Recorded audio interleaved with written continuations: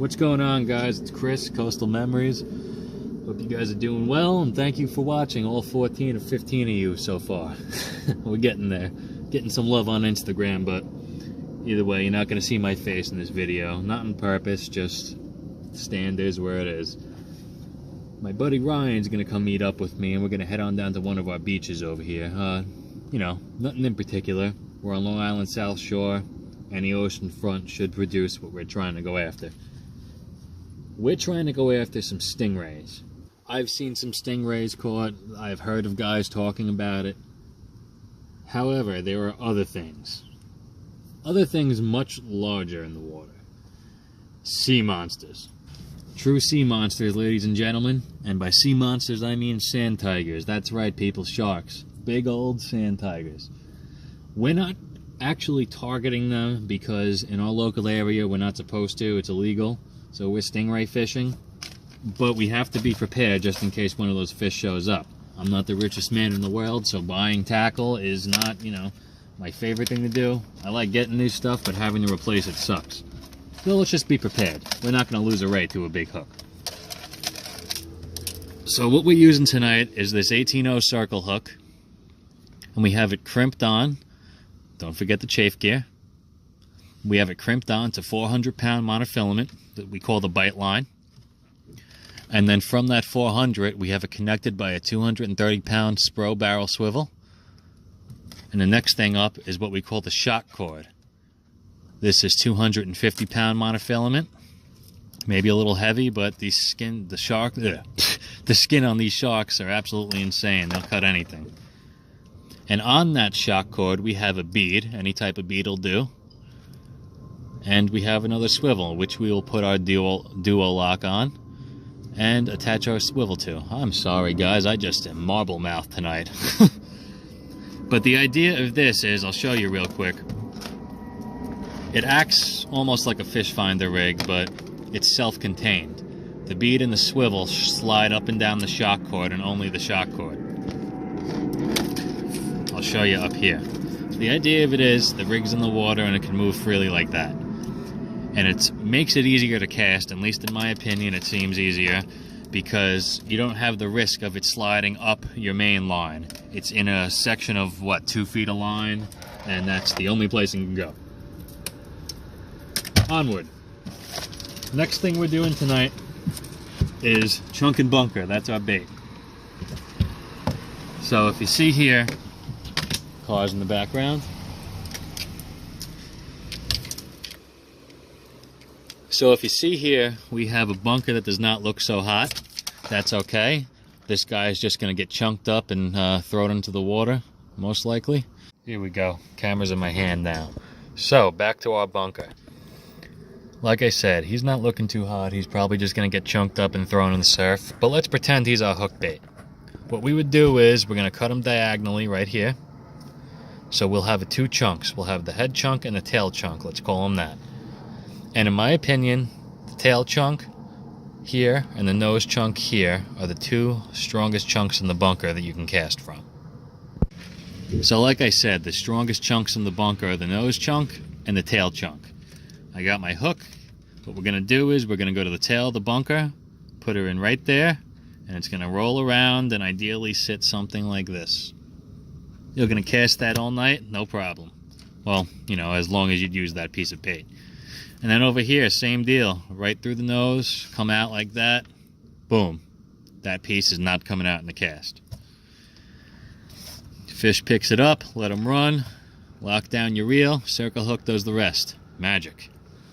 Enough of me talking, let's get out there and fish.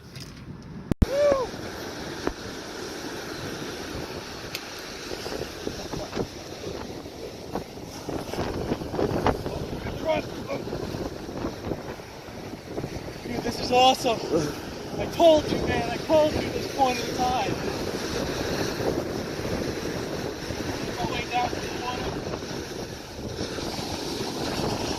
Come down with me, dude. Come down with me.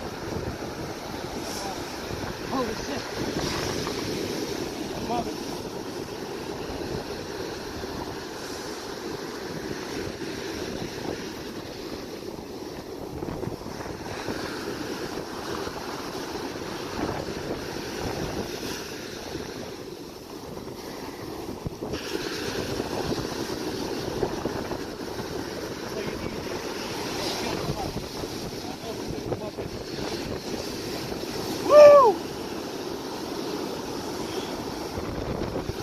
me. Get the reel. Do what? Get the reel on the camera. If he smokes it again. Yeah.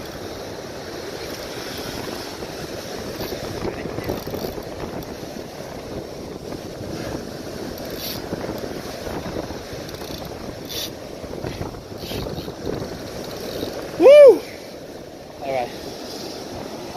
Play now. Come up.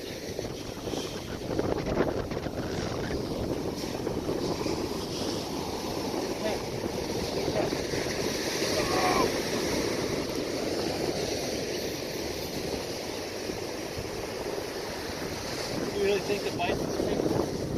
No way.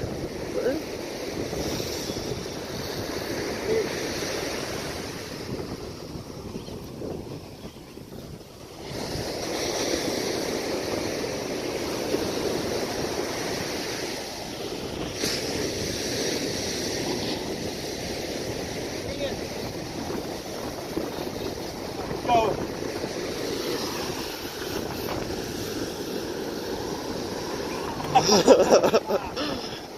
Yes, dude. Oh, he's taking another run.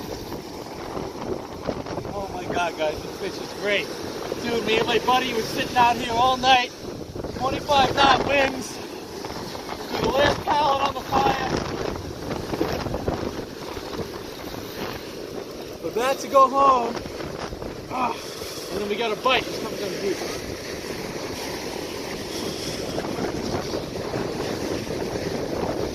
You can see them swirl in the surf.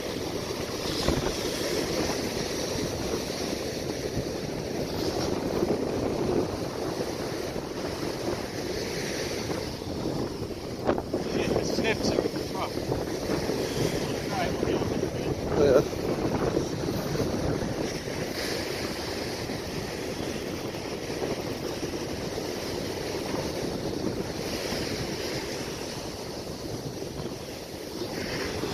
Right here, man. Woo!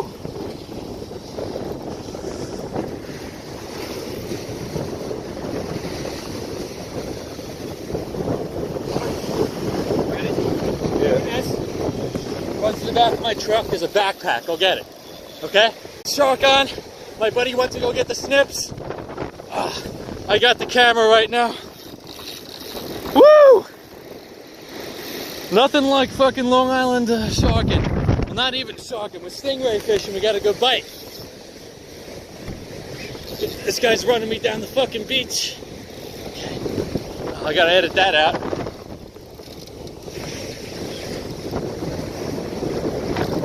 Alright, he's coming up, bro. He's coming up. Where is it?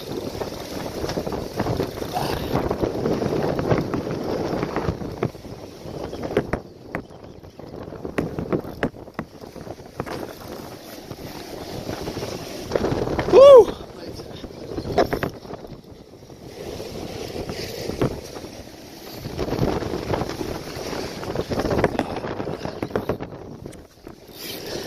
Good old GSP.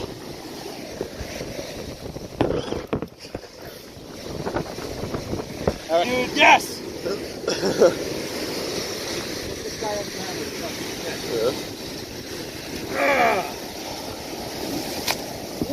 Yeah! Big old sand tiger, baby. Look at that. Right off of Long Island. That's what we try.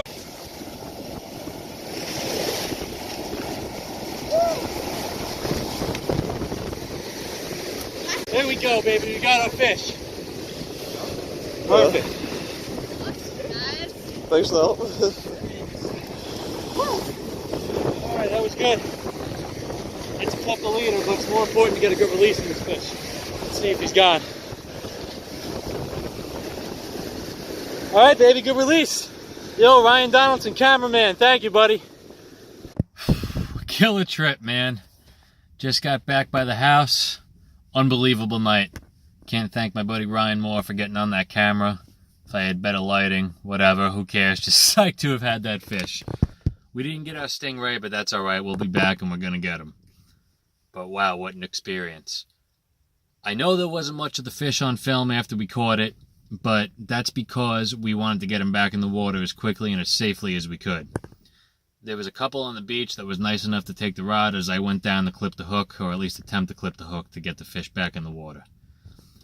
The ideal situation is I would have been in the water with the fish. It would have never left. It would have been floating the whole time, cut it off, and sent him on his way. Unfortunately, it didn't happen that way, but he was only out of the water for about 30 seconds. Less than 30 seconds, what am I saying? So it was good, healthy, swam right off once the wave caught him. I'm happy about that. Got some bait left over. Maybe I'll chunk them up and freeze them. I'm just rambling at this point. I'm tired. It's real late. I don't know. It's got to be close to 3, 4 a.m. now. I don't even know anymore.